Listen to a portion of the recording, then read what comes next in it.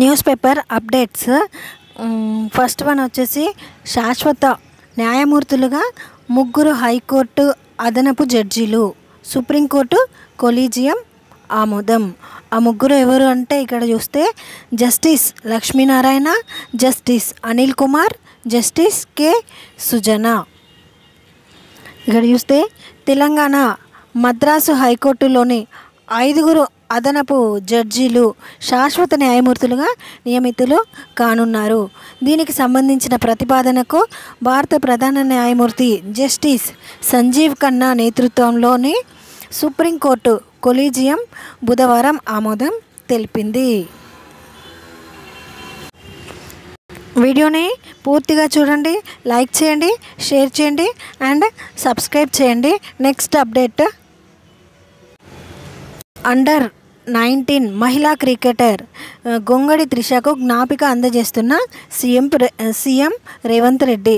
ఈ అండర్-19 మహిళా క్రికెట్ ప్రపంచ కప్ విన్నర్ ఉన్నారు కదా, ఈ దీంట్లో మన తెలంగాణ రాష్ట్రానికి చెందిన అమ్మాయి. ఈమె ఎవరు అంటే త్రిష.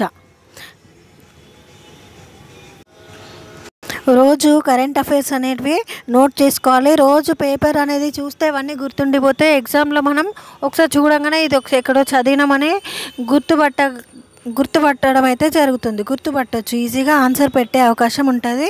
అందుకనే న్యూస్ పేపర్ అయితే ఇట్లా అప్డేట్స్ అయితే రోజు చూసుకోవాలి.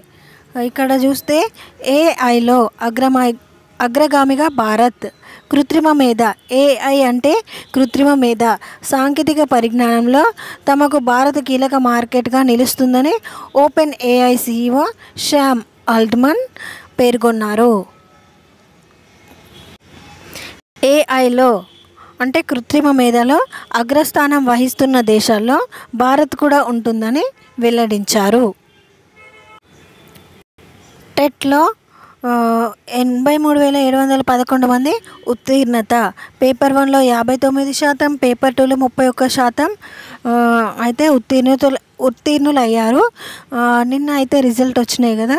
రాష్ట్రంలో గత నెలలో నిర్వహించిన ఉపాధ్యాయ అర్హత పరీక్ష టెట్ 2024 రెండో విడతలో 2 పేపర్లు కలిపి 83,711 మంది ఉత్తీర్ణత సాధించారు. ఈ టెట్ ఎగ్జామ్ అయితే రిజల్ట్ వచ్చింది కదా. నెక్స్ట్ డిఎస్సి నోటిఫికేషన్ అయితే వస్తుంది కదా. ఈ టెట్లో క్వాలిఫై అయిన వారు మార్క్స్ తక్కువ వచ్చినా సరే డిఎస్సికి అయితే ఇప్పుడు దీంట్లో ఎక్కువ స్కోర్ చేసే విధంగా ప్రతి ఒక్క టాపిక్ని చాలా క్లియర్గా క్షుణ్ణంగా చదువుకొని పెట్టుకుంటే మార్క్స్ అనేటివి దీంట్లో తక్కువ డిఎస్సిలో మార్క్స్ స్కోర్ చేసుకోవడానికి అవకాశం అయితే ఉంటుంది. దీంట్లో టెట్లో తక్కువ వచ్చినాయని డిఎస్సి ప్రిపరేషన్ అయితే ఆపొద్దు. డిఎస్సిలో అయితే